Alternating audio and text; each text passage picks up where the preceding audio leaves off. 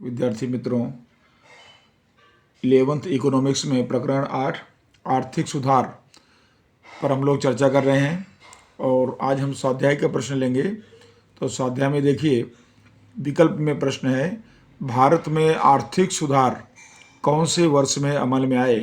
तो इसका सही उत्तर है विकल्प सी, सन 1991। प्रश्न नंबर 2 है, भारत में फेमा का कानून कौन से वर्ष में आया?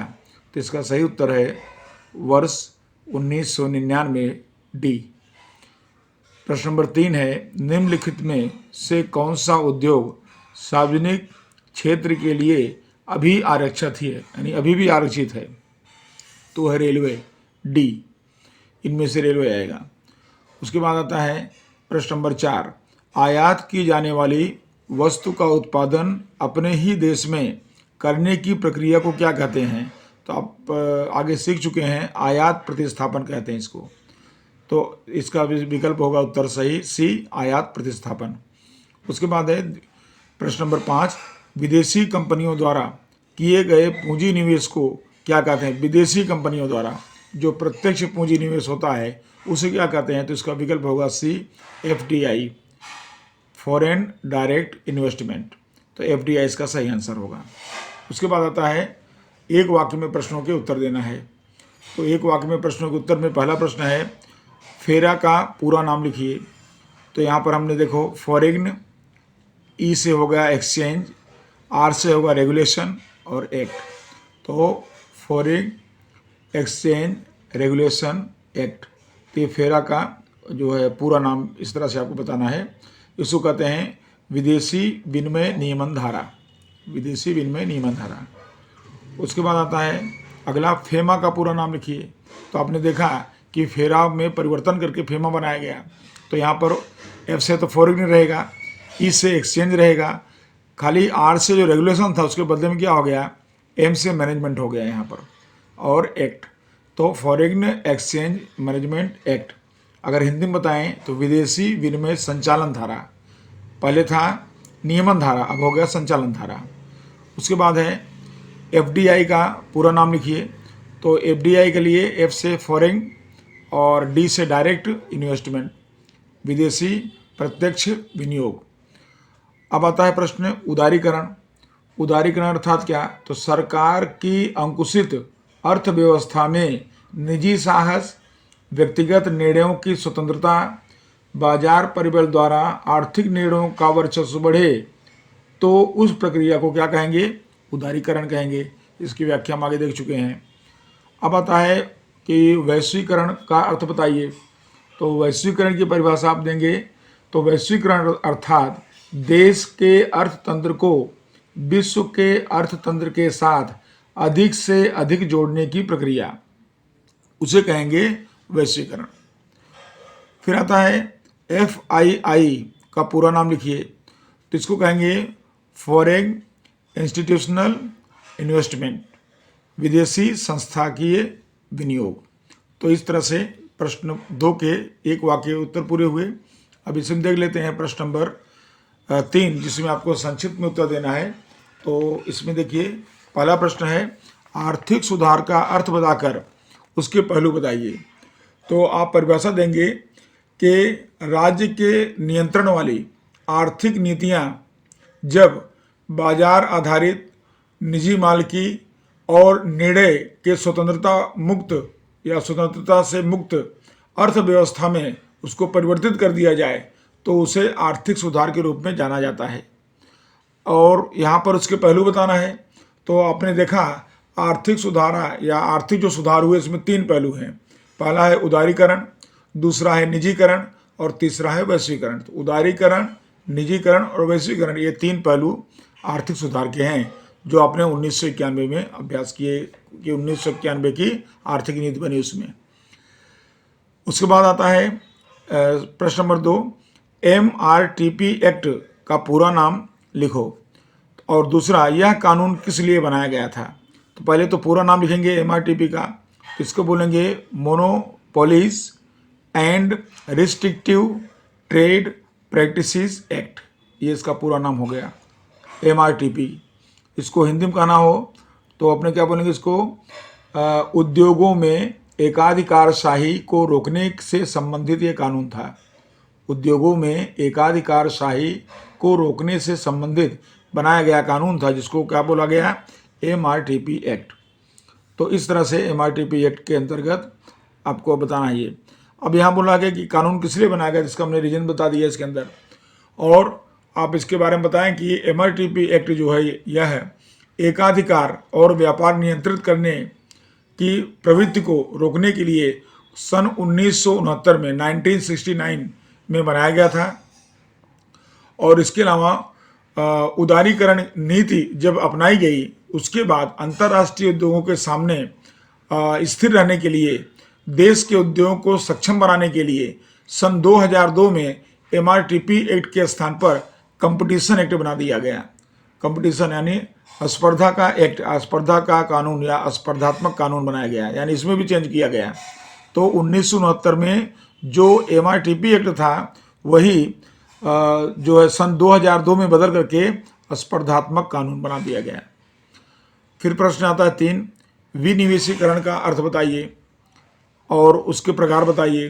तो विनिवेशीकरण का अर्थात क्या हुआ कि सरकार सार्वजनिक क्षेत्र के अपने मालिकी के शेयर या जो उसके स्वामित्व के शेयर होते हैं, अपने मालिकी के शेयर निजी क्षेत्र को अगर बेचे तो उसे कहा जाएगा विनिवेशीकरण कहा जाएगा। तो विनिवेशीकरण की परिभाषा आपको देना है कि सरकार सार्वजनिक क्षेत्र में अपने मालिकी के शेयर निजी क्षेत्र को बेचे तो वही विनिवेशीकरण है। इसके प्रकार बताना है। तो पहला नंबर आता है, बताएंगे आप संपूर्ण विनिवेशीकरण। संपूर्ण विनिवेशीकरण क्या है कि सार्वजनिक क्षेत्र अपने सभी शेयर निजी क्षेत्र को बेच दे तो उसको कहेंगे संपूर्ण विनिवेशीकरण। दूसरा है अंशतः विनिवेशीकरण। इसका मतलब हुआ कि सरकार अपने हिस्से के 29 या 49%, 29 या 49% शेयर निजी क्षेत्र को अगर बेच दे तो उसको कहते हैं अंशतः विनिवेशीकरण, यानी कि तमाम या पूर्ण शेयर को ना बेचे, उसमें से कुछ शेयर को ही बेचे। और तीसरा प्रकार है कि छोटे पैमाने पर विनिवेशीकरण, यानी कि सार्वजनिक क्षेत्र के 51% से कम शेयर निजी क्षेत्र को बेच दिया जाए। सार्वजनिक क्षेत्र के 51% से कम शेयर निजी क्षेत्र को बेच दिया जाए तो छोटे पैमाने पर विनिवेशीकरण कहा जाता है। और उसके बाद चौथा नंबर है बड़े पैमाने पर विनिवेशीकरण। उसमें हम परिभाषा बताएंगे कि सार्वजनिक क्षेत्र के 51% से अधिक शेयर निजी क्षेत्र को बेच दिया जाए तो उसे कहेंगे बड़े पैमाने पर विनिवेशीकरण। तो इस तरह से आप विनिवेशीकरण की 4 प्रकार बताएंगे और उसकी परिभाषा ये हम आगे सीख चुके हैं, उसके आधार पर आपको उसका उत्तर संक्षिप्त में देना है। अब आता है प्रश्न 4, भारत में 1991 में आर्थिक सुधार करने की आवश्यकता क्यों पड़ी। तो इसको आप समझाएंगे कि भारत में ईस्वी सन 1991 में विदेशी मुद्रा जो है, तो विदेशी मुद्रा की कमी महसूस हुई या विदेशी मुद्रा कम पड़ गई, और विदेशी मुद्रा कम होने से जो व्यापार तुला है वो घाटे वाली हो गई, यानी व्यापार तुला में घाटा होने लगा। और ऐसी परिस्थिति में जो है या इस संकट से बाहर निकलने के लिए भारत ने अंतर्राष्ट्रीय मुद्रा कोष को कहते हैं IMF, अंतर्राष्ट्रीय मुद्रा कोष यानी IMF। तो भारत ने जो है अंतर्राष्ट्रीय मुद्रा कोष IMF से लोन उसको लेना पड़ा भारत को। और जब भारत ने IMF से लोन लेना निश्चय किया तो उस लोन में शर्त रखी गई कि यह संस्था तभी लोन देगी कि जब देश आर्थिक सुधार अगर करेंगे, तो यानी आर्थिक सुधार करेंगे तो IMF उनको लोन देगा। तो उस शर्त को पूरी करने के लिए 1991 में आर्थिक सुधार करने की आवश्यकता पड़ी, यानी शर्त को पूरा करने के लिए। फिर आता है नंबर 5, विदेशी संस्थाकीय पूंजी निवेश समझाइए। तो यहाँ पर विदेशी संस्थाकीय पूंजी निवेश के बारे में बताएंगे कि जब विदेशी विनियोगकर्ता या विदेश का विनियोग करने वाला अपने देश में या भारत में वस्तु या सेवा उत्पादन या धंधे की स्थापना में पूंजी लगाने के बदले वह देश के मुद्रा बाजार में या देश के पूंजी बाजार में शेयर या बॉन्ड खरीदने के लिए पूंजी का विनियोग करे तो उसे कहेंगे विदेशी संस्थाकीय पूंजी निवेश कहेंगे।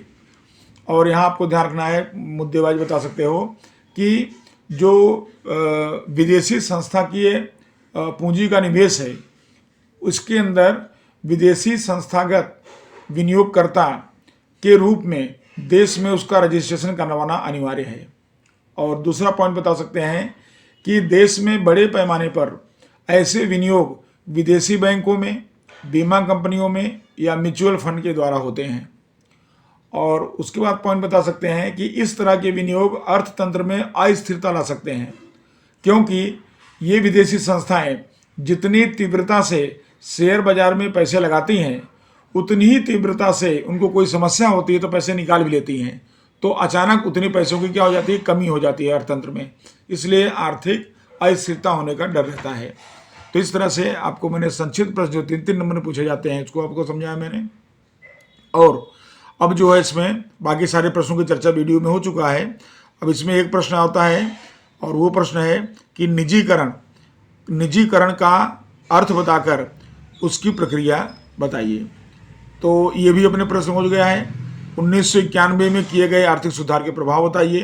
तो ये जो प्रश्न अपना है ये बाकी है, तो मैं इसको समझा देता हूँ कि भारत में 1991 में से किए गए आर्थिक सुधार के प्रभाव बताइए। तो आपको यहाँ बताना होगा कि 2 प्रकार के यहाँ पर प्रभाव देखने को मिलते हैं, एक अनुकूल या सानुकूल और एक विपरीत, 2 तरह के। तो उसके बारे में हम चर्चा कर लेते हैं थोड़ा। तो यहाँ पर आप देखेंगे कि आर्थिक सुधार के अनुकूल प्रभाव क्या थे। तो आर्थिक सुधार के अनुकूल प्रभाव में पहला नंबर है कि देश के ग्राहकों को अंतर्राष्ट्रीय गुणवत्ता वाली वस्तुएं आसानी से और सस्ती कीमत पर मिलने लगी, क्योंकि जब बाहर से यानी उदारीकरण अपनाया गया तो बाहर से विदेश की कंपनियां भारत में आईं और भारत में अच्छी गुणवत्ता वाली वस्तुएं बनने लगी, और इस तरह से देश के ग्राहकों को अंतर्राष्ट्रीय जो गुणवत्ता वाली वस्तुएं होती हैं वह आसानी से भी मिलने लगी और सस्ती दर पर मिलने लगी, तो ग्राहकों के लिए फायदा हुआ। दूसरा अनुकूल क्या हुआ फायदा इसका कि देश के अंदर विदेशी मुद्रा का भंडार में वृद्धि हुई। क्यों?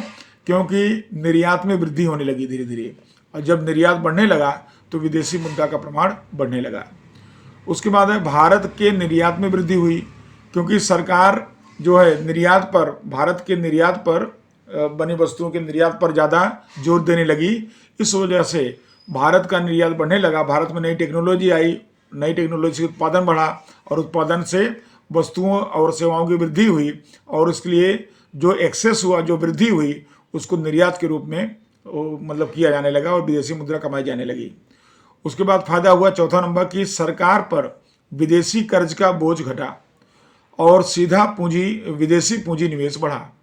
अब जब सरकार या अर्थतंत्र से निर्यात होना शुरू होता है तो विदेशी मुद्रा की आवक होने लगती है, और जब विदेशी मुद्रा की आवक हुई तो विदेशी कर्ज का बोझ घटने लगा, और साथ साथ में छूट देने की वजह से, उदारीकरण की वजह से सीधा विदेशी पूंजी निवेश भी होने लगा, तो इस वजह से भी कर्ज का बोझ घटा। पांचवा लाभ हुआ कि बड़े पैमाने पर निवेशों द्वारा निजी क्षेत्र का विकास हुआ, क्योंकि निजी क्षेत्र को महत्व दिया गया, सार्वजनिक क्षेत्रों में भी निजी क्षेत्रों को मौका दिया जाने लगा, तो इस वजह से बड़े पैमाने पर निवेश होने से निजी क्षेत्र का विकास हुआ और फलस्वरूप उत्पादन भी बढ़ा और देश का रोजगार भी बढ़ा। छठा फायदा बताएंगे आप इसका कि साधनों की गतिशीलता में वृद्धि हुई। उत्पादन के साधन में पूंजी, जमीन, श्रम, नियोजक, जब उसमें अंदर विशेषता आई, नई नई टेक्नोलॉजी आई, तो इस वजह से उत्पादन में वृद्धि हुई और फलस्वरूप साधनों की गतिशीलता में भी वृद्धि पाई गई, जो अर्थतंत्र के लिए अच्छा माना जाता है। और अगला उसके बाद अनुकूल परिणाम मिला सातवां कि सरकार के अंकुश की वजह से भ्रष्टाचार, नौकरशाही, निर्णयों में विलंब और जड़ता ये सब बढ़ चुके थे, लेकिन जब सरकार ने अंकुश को कम कर दिया तो अंकुश के कम करने की वजह से भ्रष्टाचार, नौकरशाही और जो निर्णयों में विलंब होने लगा था, उसकी जड़ता आ गई थी, उसमें क्रमशः कमी आने लगी, तो क्रमशः उसके अंदर कमी हुई, तो ये भी फायदा हुआ। आठवां बताना है आपको कि सरकार के अंकुश एवं पूंजी की कमी के कारण, सरकार का अंकुश था, पूंजी की कमी थी, इसकी वजह से उपेक्षित क्षेत्र, यानी पूरे देश में सर्वांगीण विकास होने के बदले अमुक क्षेत्र उपेक्षित हो गए, वहाँ विकास नहीं हो पाया था।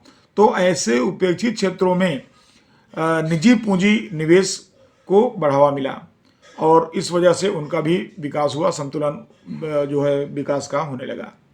और उसके बाद अनुकूलता जो है 9वें नंबर पर बताना है कि वस्तुओं और सेवाओं की कमी घटी, क्योंकि जब विदेशी कंपनियां जो है हमारे देश में आई तो बाहर से नई टेक्नोलॉजी आई और इससे जो है श्रम या जो साधन होते उत्पादन का उपयोग बढ़ा, महत्तम उपयोग होने लगा और उत्पादन बढ़ा। उत्पादन बढ़ने से वस्तु और सेवाओं की जो कमी थी वो कमी अब धीरे धीरे घटने लगी और साथ साथ में वस्तुओं और सेवाओं में विविधता भी आने लगी।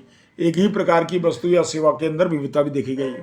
और अंतिम पॉइंट आप बताएंगे कि अन्य देशों के साथ सामाजिक सांस्कृतिक संबंध अधिक मजबूत हुए, क्योंकि जब एक अर्थतंत्र दूसरे अर्थतंत्र के करीब जाता है तो फिर एक दूसरे के साथ उनका सामाजिक, उनका सांस्कृतिक संबंध भी बनता है और इस तरह से अलग अलग अर्थतंत्रों के सामाजिक सांस्कृतिक संबंध अधिक सुधार हुए या मजबूत हुए। तो ये 10 मुद्दे आपके हैं जो आर्थिक सुधार के अनुकूल प्रभाव कहे जाएंगे। अब हम देखेंगे दूसरा कि आर्थिक सुधार के प्रतिकूल प्रभाव। प्रतिकूल प्रभाव में क्या है, तो इसमें भी 10 मुद्दे आपको बताने हैं। पहला मुद्दा है वो बताएंगे कि छोटे पैमाने के उद्योग और गृह उद्योग को भारी नुकसान हुआ, यानी जो अपनी नीति अपनाई गई तो छोटे पैमाने और गृह उद्योग जो थे उनको भारी नुकसान हुआ। कारण क्या बताएंगे आप कि बहुराष्ट्रीय जो कंपनियां थीं वह विज्ञापन खर्च एवं स्पर्धा इतना उनका था कि उसके सामने छोटे उद्योग टिक ही नहीं पाए और इस वजह से बाद में तो लाभ मिला उनको, लेकिन शुरुआत में छोटे और उद्योग और गृह उद्योगों को बहुत बड़ा नुकसान हुआ, उनको बंद हो जाना पड़ा। दूसरा है कि निजीकरण के साथ ही वैश्वीकरण की शुरुआत हो गई। जब निजीकरण हुआ तो वैश्वीकरण भी हो गया, अर्थात देश के उत्पादक कार्यक्षम बने इससे पूर्व, यानी उनको संभलने भी नहीं दिया गया, इसके पूर्व भी अंतर्राष्ट्रीय स्पर्धा का उनको सामना करना पड़ गया जो उनके लिए नुकसानकारक साबित हुआ। यानी उनको समय नहीं मिला सुधरने का, उनको समय नहीं मिला संभलने का, इस वजह से। तीसरा, सार्वजनिक सेवाओं का निजीकरण हुआ, सब्सिडी घटी। सब्सिडी यानी छूट, सरकार जो छूट देती है वो छूट घटा दिया सरकार ने। परिणाम स्वरूप सार्वजनिक सेवाएं एवं आधारभूत सुविधाएं महंगी हो गई और जिसकी वजह से तमाम वस्तु और सेवा का उत्पादन खर्च में वृद्धि हुई और ये सब महंगे हो गए। तो ये कारण आप बताएंगे ये भी नुकसान के रूप में है या प्रतिकूल है। और चौथा है कि भारतीय चलन का निर्धारण व्यापार के आधार पर बाजार में होने से उनके मूल्य में अधिक बदलाव आता है, क्योंकि आप देखिए कि 1990 या उसके पहले सरकार जो है मुद्रा दर निश्चित करती थी, विनिमय दर, लेकिन जब अपनी नीति 1991 से नहीं अपनाई गई तब जो है चलन का निर्धारण व्यापार के आधार पर होने लगा और बाजार में होने से मूल्य में अधिक बदलाव आने लगा और इसका परिणाम क्या मिला कि व्यापार करने वाले कई भारतीय कंपनियों को नुकसान होने लगा, क्योंकि उससे निर्यात महंगी होने लगी और आयात में भी, आयात और निर्यात दोनों परिस्थितियों में नुकसान होने लगा और इस वजह से व्यापार करने वाली भारतीय कंपनियों को नुकसान सहना पड़ा। फिर 5वां नंबर बताएंगे कि बहुराष्ट्रीय कंपनियों ने बड़ी कंपनियों को नीची दर पर आपूर्ति देने की नीति अपना ली। जो कंपनियां बाहर से आई थीं दूसरे देश से, वह हमारे देश की बड़ी कंपनियों को कम दर पर और अपनी वस्तु, क्योंकि उनके पास वस्तु ज़्यादा था, उत्पादन ज़्यादा थी और उत्पादन को जो है पूरा करने के लिए वह अधिक से अधिक वस्तुएं देने लगी और इसका परिणाम ये हुआ कि भारत के जो वस्तु थे वह उनके सामने महंगे हो गए और उनका मांग घट गया और इनका मांग बढ़ गया और ये भी देश के लिए या उद्योग के लिए नुकसान हुआ। उसके बाद छठा है कि WTO वर्ल्ड ट्रेड ऑर्गेनाइजेशन ने गुणवत्ता के ऊंचे मापदंडों को स्वीकार किया और इसके कारण भारत जैसे देश जितने भी इसके साथ सदस्य बने थे, ऐसे देशों में कई वस्तुओं की निर्यात करने की चुनौतियां थीं और उसका सामना करना पड़ा। देखो ये जो नीति बनाए थे इनके अंदर ये मापदंड बनाए गए थे, तो आयात के लिए कोई मापदंड नहीं था, आयात आप चाहे जितना करो, लेकिन निर्यात के लिए मापदंड बना दिए गए। अब वो मापदंड पूरा करने में भारतीय व्यापारी या भारतीय उद्योग सक्षम नहीं थे उतना, इस वजह से उनको चुनौतियों का सामना करना पड़ा। विशेष रूप से कृषि पैदाशों की निर्यात के संदर्भ में ये बात बताई गई है। उसके बाद 7वां नंबर है कि निजीकरण के कारण बड़े पैमाने पर उद्योग स्थापित हुए, जब निजीकरण हुआ तो, और जिसके लिए सड़क, बिजली, पानी, कच्चे माल की सुविधाएं की जरूरत पड़ी। लेकिन जितनी जो है शीघ्रता से उद्योग स्थापित हुए, उतनी शीघ्रता से सड़क, बिजली, पानी, कच्चे माल की सुविधाएं नहीं मिल पाई पर्याप्त मात्रा में। और इस वजह से क्या हुआ कि अर्थतंत्र के अंदर तंगी सर्जित हुई, क्योंकि इनकी कमी हो गई। उतने प्रमाण में बिजली, पानी, कच्चे माल की असुविधा हो गई, नहीं हो पाया पूरा। तो इस वजह से जो है उद्योग पर इसका विपरीत प्रभाव पड़ा।